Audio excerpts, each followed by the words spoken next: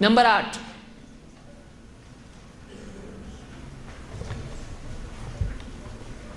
عمر بن خطاب رضی اللہ تعالیٰ عنہ سے روایت ہے ان رجلا من الیہود قال له یا امیر المؤمنین، ایک یہودی نے، دیکھیے آدمی کہاں کہاں سے دلیل لاتا ہے، اب دیکھیے، ایک یہودی نے عمر بن خطاب رضی اللہ تعالیٰ عنہ سے کہا اے امیر المؤمنین۔ یہ کب کی بات ہے؟ نبی صلی اللہ علیہ وسلم کے زمانے کی یہ بات کی ہے، امیر المؤمنین اس زمانے میں تھے، آپ صلی اللہ علیہ وسلم کے زمانے میں بعد میں بنے، یہ ابو بکر صدیق کے بھی بات کی بات ہے۔ تو ظاہر بات ہے کہ اس کے بعد عید میلاد النبی آئی ہوں گی کچھ 2 سال تو کہیں نہیں گئے ابو بکر صدیق رضی اللہ تعالیٰ عنہ کے۔ 30 سال ہیں خلفائے راشدین کے، 30 سال میں ایک بار بھی آپ بتا دیں عید میلاد النبی منائی گئی۔ تو یہودی نے کہا اے امیر المؤمنین آیۃ فی کتابکم تقرؤونہا، تمہاری کتاب میں ایک آیت ہے جس کو تم پڑھتے ہو، لو علینا معشر الیہود نزلت لاتخذنا ذلک اليوم عیدا، اگر ہم یہودیوں پر وہ ایسی آیت نازل ہوتی تو اس آیت کے نازل ہونے کے دن کو ہم عید کا دن بنا لیتے۔ کس پہ نازل ہوتی؟ یہودیوں پہ، تو ہم اس کو کیا کرتے؟ عید کا دن بنا لیتے۔ قال ای آیہ، تو میں نے پوچھا کون سی آیت ہے؟ قال الیوم اکملت لکم دینکم واتممت علیکم نعمتی ورضیت لکم الاسلام دینا، آج میں نے تمہارے دین کو تمہارے لیے کامل کر دیا، تم پر اپنی نعمت تمام کر دی اور اسلام کے دین ہونے پر تم سے راضی ہو گیا، اسلام کو بطور دین میں نے تمہارے لیے پسند کر لیا، یہ اللہ نے کہا ہے۔ قال عمر قد عرفنا ذلك اليوم، تو میں نے کہا ہم کو معلوم ہے وہ دن کون سا تھا، جس دن کی تم بات کر رہے ہو اس آیت کے نازل ہونے کا دن، ہم کو معلوم ہے وہ دن کون سا تھا۔ والمکان الذي نزلت فيه على النبي صلی اللہ علیہ وسلم، ہم کو جگہ بھی معلوم ہے کہ کہاں یہ آیت نازل ہوئی ہے، ٹائم اینڈ پلیس دونوں ہم کو معلوم ہے، دن بھی معلوم جگہ بھی معلوم۔ وهو قائم بعرفة يوم جمعة، یہ وہ دن ہے جب اللہ کے نبی صلی اللہ علیہ وسلم حج میں عرفہ کے میدان میں تھے، عرفات کے میدان میں تھے، عرفہ میں تھے، اور وہ دن کون سا تھا؟ جمعہ کا دن تھا۔ اس کو امام البخاری اور مسلم نے روایت کیا ہے۔ اس سے کیا ثابت ہو رہا ہے؟ عید میلاد النبی منانا چاہیے۔ بعض اوقات کیسا ہوتا ہے، ایک آدمی ٹھہرا ہے مسجد کے باہر، فقیر آ کے اس کو بولتا ذرا کچھ دے دو بھائی، بولتا بھائی معاف کر دو، میں نہیں میرے پاس، پھر تھوڑا ادھر سے گھوم کے آگے پھر بولتا بھائی کچھ دے دو۔ تو ایک آدمی کو جب ثابت کرنا ہی ہے تو ایسا پیچھا پکڑ لیتا، کچھ نہ کچھ لے کے آتا، میرا بیٹا بیمار ہے، تھوڑی دیر کے بعد جائے گا، مجھ کو گاؤں جانا ہے، پیسے چاہیے، بولے میرے شوہر کا ایسا کرنا ہے، میری بیوی کا علاج کرنا ہے، کچھ نہ کچھ آدمی ایک مسجد میں ایک، دوسری مسجد میں 2 کہانی، 1 2 3 جتنی مسجدیں اتنی کہانی۔ تو آدمی کچھ نہ کچھ کر کے جب پانا چاہتا ہے تو ایسا کرتا ہے۔ آپ بتائیے جس روایت میں بدعت کا رد ہے اس کو بدعت کے لیے دلیل بنانا کتنی ڈیرنگ کی چیز ہے۔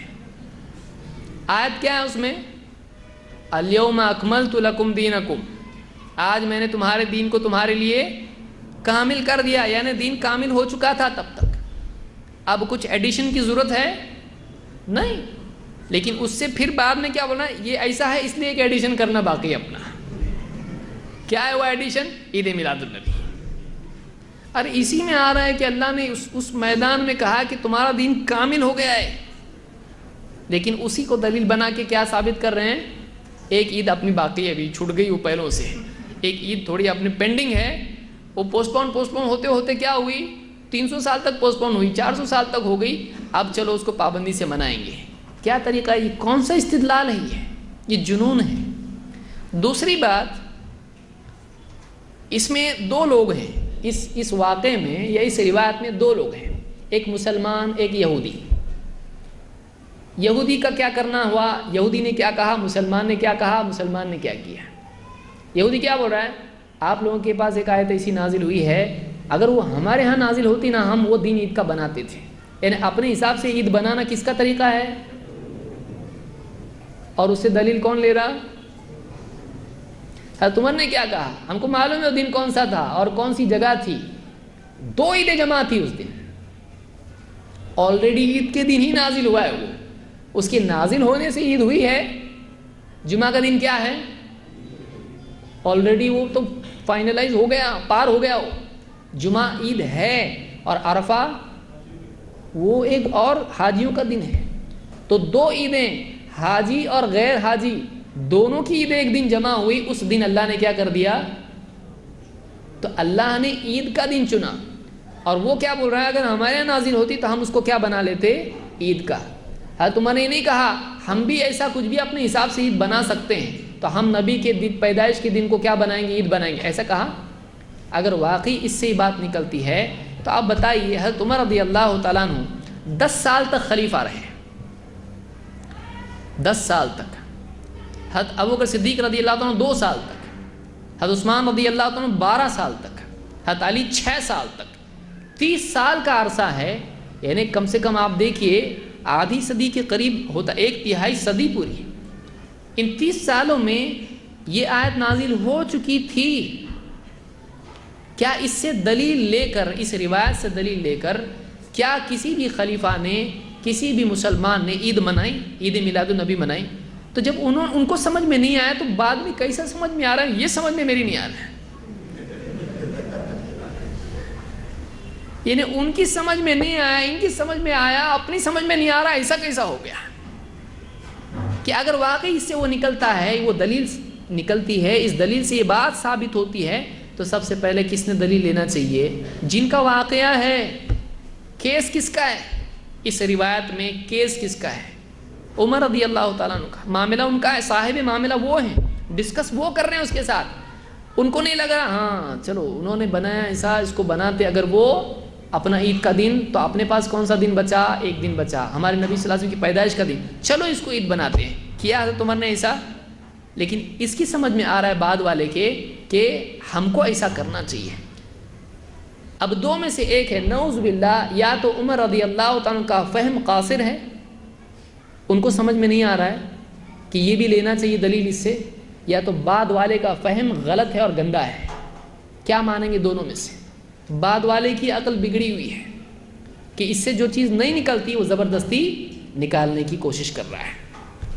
اس لیے ہم یہ کہتے ہیں کہ ہمارا منہج کیا ہے؟ اتباع الکتاب والسنہ علی فہم سلف الامہ، کتاب و سنت کی اتباع۔ اتباع کس کی کرنا ہے؟ کتاب و سنت کی، قرآن اور اللہ کے نبی صلی اللہ علیہ وسلم کی سنت۔ لیکن اس کی اتباع میں انڈرسٹینڈنگ کس کی ہونا چاہیے؟ اپنی نہیں، اس کے لیے انڈرسٹینڈنگ صحابہ کی ہونا چاہیے کہ انہوں نے قرآن و سنت کو کیسے سمجھا، انہوں نے اس کا پریکٹیکل اپلیکیشن کیسے کیا، اس کی عملی تطبیق انہوں نے کیسے کی، اس پر عمل پیرا کیسے ہوئے، کیسے عمل کیا انہوں نے۔ اپنے دل سے اگر کچھ بھی نکالنا شروع کر دیں گے تو ایسے ایسے نمونے سامنے آئیں گے کہ کچھ بھی دلیل ہے، اللہ ایک ہے کہ دلیل کیا ہے؟ قل ہاتوا برہانکم، ارے محمد صلی اللہ علیہ وسلم نبی ہے، اس کی دلیل کیا ہے؟ قل هو اللہ احد۔ کچھ بھی آدمی ثابت کرنا شروع کرے گا کوئی بھی آیت سے تو یہ صحیح چیز نہیں ہے، واقعی اس بات سے وہ چیز نکلنا چاہیے۔ اس لیے میں نے ابتدا میں کہا کہ اہل بدعت کی 2 برائیاں ہیں، یا تو ایسی دلیل لاتے ہیں کہ جو معتبر ہوتی ہے نہیں، پھر ناراض ہو جاتے ہیں، کیا بولتے ہیں؟ ہم جو بھی دلیل لائے تم لوگ اس کو کیا کرتے؟ ضعیف بولتے۔ اب دلیل ضعیف لاؤ گے تو اب ضعیف نہیں بولیں گے تو آپ کا دل رکھنے کے لیے چلو اس مرتبہ صحیح۔ یعنی ایک بچہ ہے کلاس میں کچھ لکھ رہا ہے، اسکول میں غلط جواب لکھ کے لایا پیر کے دن، ٹیچر نے بولا غلط ہے، پھر غلط جواب لکھ کے لایا منگل کو، پھر بولے غلط ہے، جمعہ کے دن بہت رحم ہے ٹیچر کو، بولے آج غلط بھی بولے گا تو اس کو کیا بولنا ہے؟ کر سکتے ایسا؟ تو اب ضعیف لاؤ گے تو اس کو ضعیف نہیں بولیں گے تو کیا بولیں گے؟ اس کو قوی بولیں گے۔ تو جیسی بات لائیں گے اس کے اوپر ویسے ہی فتویٰ لگے گا، ویسے ہی حکم اس پر لگے گا۔ اور صحیح کبھی لے آتے ہیں تو پھر اس سے دلیل نکالنا غلط طریقے سے نکالنا شروع کرتے ہیں۔ تو یہ 2 پرابلم ہمیشہ اہل بدعت کے ہوتے ہیں، یا تو دلیل معتبر نہیں ہوتی ہے یا پھر معتبر دلیل سے غلط مطلب نکالتے ہیں۔ تو یہ دونوں پرابلم گمراہی کے عام طور سے انسانیت میں رہے ہیں۔ بہرحال تو اس سے بھی ثابت اب تک نہیں ہوا ہے